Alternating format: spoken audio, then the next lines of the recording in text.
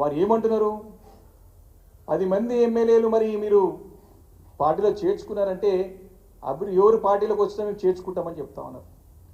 ఒకవైపేమో వారి యొక్క అధినేత రాహుల్ గాంధీ గారేమో తక్షణం పార్టీ మారితే డిస్క్వాలిఫై చేయాలని చట్టం తీసుకురావాలని చెప్పేసి చట్టాన్ని కఠినంగా అమలు చేయాలని చెప్పేసి రాజీవ్ గాంధీ గారు ఏమో గతంలో తీసుకొచ్చి చట్టాన్ని ఇంకా దాన్ని కఠినతరం చేయాలని చెప్పి రాహుల్ గాంధీ గారు పదే పదే చెప్తున్నారు. వారి యొక్క మేనిఫెస్టోను కూడా ఇక్కడ తెలంగాణ రాష్ట్రానికి వచ్చినప్పుడు చదివి వినిపించినారు. మరి శ్రీధర్ బాబు గారు వారి పార్టీకే వారు వ్యతిరేకంగా మాట్లాడుతుంటే ఇక్కడ తెలంగాణలో మరి కాంగ్రెస్, రాహుల్ గాంధీ గారు కాంగ్రెస్ కాదా, ఇక్కడ వేరే కాంగ్రెస్ ఏమైనా ఉందా, సమాధానం చెప్పాల్సిన అవసరం ఈరోజు వారిపైన ఉందని చెప్పేసి నేను ప్రశ్నిస్తూ ఉన్నాను. అంటే వారు ప్రోత్సహించగానే ప్రోత్సహిస్తాం, రాండి రాండి ఎవరు వచ్చినా సరే రావచ్చు అని చెప్పి చెప్తా ఉన్నారు. ఒకవైపు ఏమో వారి అధినేతనేమో ఇమీడియట్ డిస్క్వాలిఫై చేయాలి పార్టీ ఫిరాయించిన వాళ్ళని చెప్తారు, వీరేమో ఎవరు వచ్చినా రావచ్చు అని చెప్తారు. మళ్ళీ 10 షెడ్యూల్ ప్రకారం ఎప్పుడన్నా సరే నిర్ణయం తీసుకోవచ్చు అని చెప్తారు. అంటే కోర్టునంటే గౌరవించకుండా మాట్లాడడం, అది కూడా శ్రీధర్ బాబు లాంటి నాయకుడు మాట్లాడడం అనేది మాత్రం ఆశ్చర్యం కలిగిస్తూ ఉంది. ఈరోజు క్రెడిబిలిటీ కోల్పోదు, ప్రజల్లో గౌరవం కోల్పోద్దు అని చెప్పేసి నేను శ్రీధర్ బాబుకి సూచిస్తూ ఉన్నాను. ఈరోజు ఇంకో విషయం, ఇంకొక స్టెప్ ముందుకు వెళ్ళి చాలా అంటే చాలా దారుణమైన పరిస్థితి, ఇలాంటి పరిస్థితి యావత్ భారతదేశ చరిత్రలో ఎప్పుడు జరగకుండొచ్చు. పిఎస్సి విషయంలో కూడా వారు నిబంధనల ప్రకారమే మేము పిఎస్సి చైర్మన్ని ఎన్నుకున్నాం, స్పీకర్ గారు సరైన నిర్ణయం తీసుకున్నాడు, నియమ నిబంధనల ప్రకారమే చేశారని చెప్తున్నారు.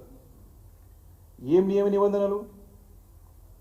మీకు నిబంధనల ప్రకారం చేసి ఉంటే 13 సభ్యులనికి నామినేషన్ వేస్తే మరి యునానిమస్ అవుతుంది.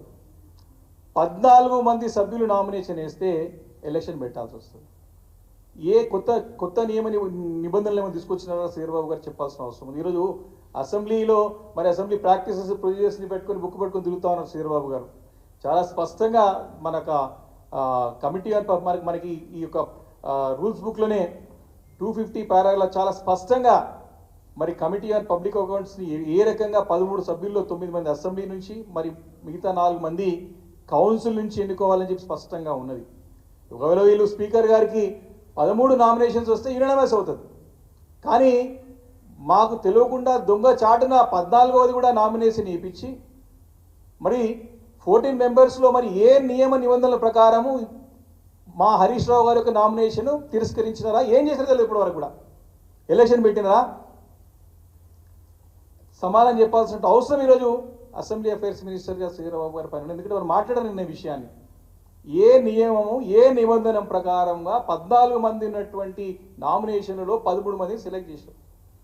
రెండోది, మాకున్నటువంటి పవర్స్, మా పార్టీ పరంగా ఉన్నటువంటి మాకున్నటువంటి ఒక ప్రపోర్షనల్ ప్రకారంగా మాకు 3 సభ్యులు ఉంటారు. 3 సభ్యులలో మా తరఫున హరీష్ రావు గారు, మాజీ మంత్రులు హరీష్ రావు గారు, ప్రశాంత్ రెడ్డి గారు, అదేవిధంగా గంగుల కమలాకర్ గారు 3 నామినేషన్ వేసినారు. మరి 3 నామినేషన్ వేసినప్పుడు 4 మా పార్టీ తరఫున మేము అఫీషియల్గా మా పార్టీ అఫీషియల్గా 3 పేరు ఇచ్చినారు. 4వ పేరు మా పార్టీ తరఫున మీకు ఎవరు ఇచ్చినారు?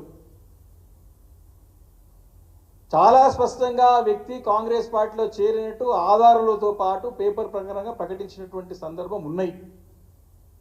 దాన్ని కూడా శ్రీధర్బాబు గారు ఎంత ఘోరంగా, ఎంత దిగజార రాజకీయం అంటే ఆశ్చర్యం కలిగిస్తూ ఉంది. వారు లేరు, మా పార్టీలో లేరు, మీ పార్టీలో ఉన్నారని చెప్తా ఉన్నారు. వారు మాట్లాడుతున్నారు ఆధారాలతో పాటునే మా దగ్గర. కాబట్టి ఏ నిబంధన ప్రకారం 4వ మాకు క్యాండిడేట్ని మీరు యాక్సెప్ట్ చేయలేరు, కమిటీలో లేకుండా చేశారో చెప్పాల్సిన అవసరం ఉన్నది.